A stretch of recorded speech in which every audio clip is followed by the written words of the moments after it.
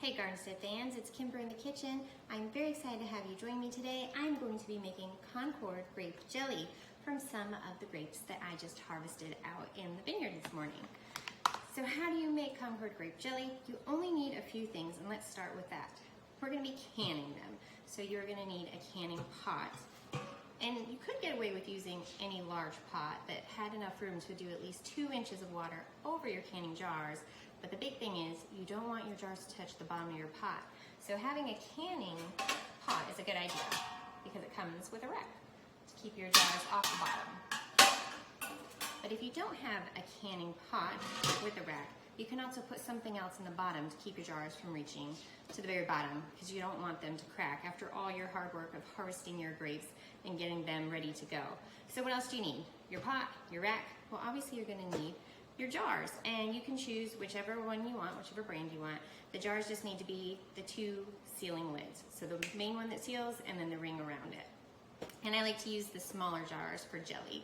Then you're going to need the canning tools. You need a funnel, and then you're going to need the 2 tools that you're doing in canning, and then you're also going to need this to get the jars out of the hot water.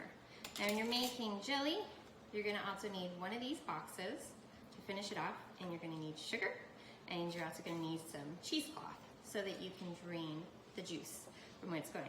So this is all you need. Of course, don't forget your grapes. You're going to need about 3 cups, not 3 cups, you're going to need about 3 pounds of grapes as well. So here's what we're going to start with. Let's go ahead and get started. The first thing that you want to do is to remove the grapes from the stem.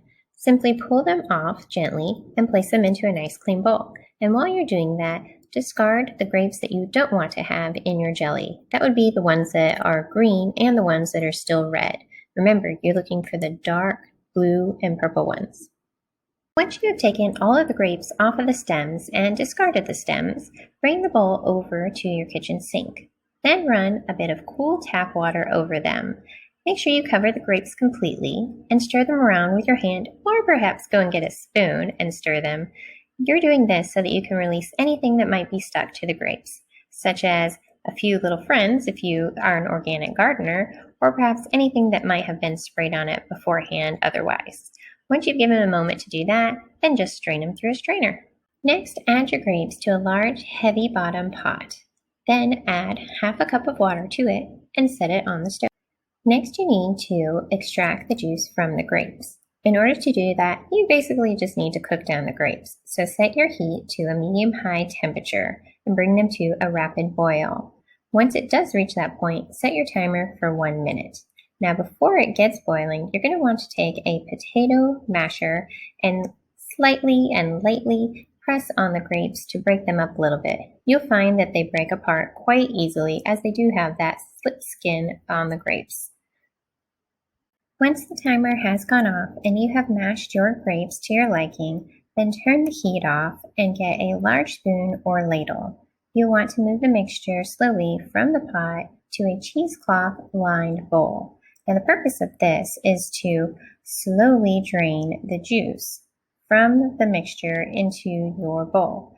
You don't want to have anything but the pure juice in your bowl. So this very slow process of dripping through the cheesecloth is going to take out anything else that could possibly be in there.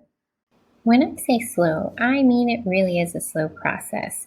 You could let it drip for maybe 2 hours and have enough juice to make this, but it might more likely take you overnight. So what I do is close the cheesecloth and tie it up with a bit of string and hang it.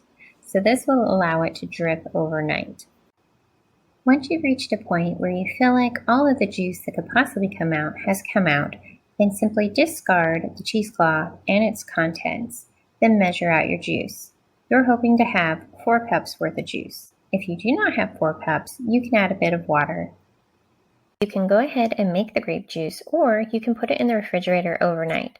Grapes have tartaric acid in them, which means it can form crystals when cooking. So placing it in the refrigerator overnight will make all those crystals fall to the bottom of your pitcher, and you can put them through a strainer in the morning and reduce the possibility of those going into your juice. Once you have your grape juice all ready to go, you're ready to move on to making the jelly. So I let mine sit in the refrigerator overnight so that if any crystals were going to form, they would do so then, and I can strain them out now. So I went ahead and put a cheesecloth over the top of my pitcher, and I'm going to slowly pour the juice from this into my pot that I'm going to use. So that will leave all the crystals at the bottom, and then you won't have any of that in your jelly. So let's go ahead and move on to that step. Strain the grape juice through a cheesecloth into a heavy bottom pot. Now add 1 packet of powdered sugar gel pectin.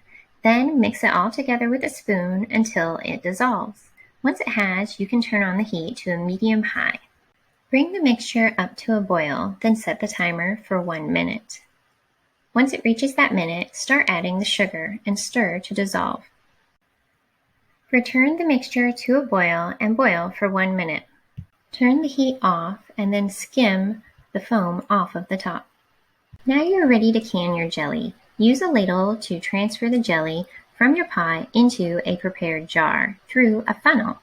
Then wipe the rim clean with a damp clean cloth and add the lid to the top. Then wipe it off once again.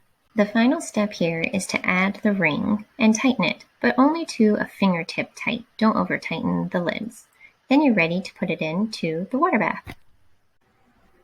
Place the jars in a canning bath for 10 minutes or more depending on your altitude.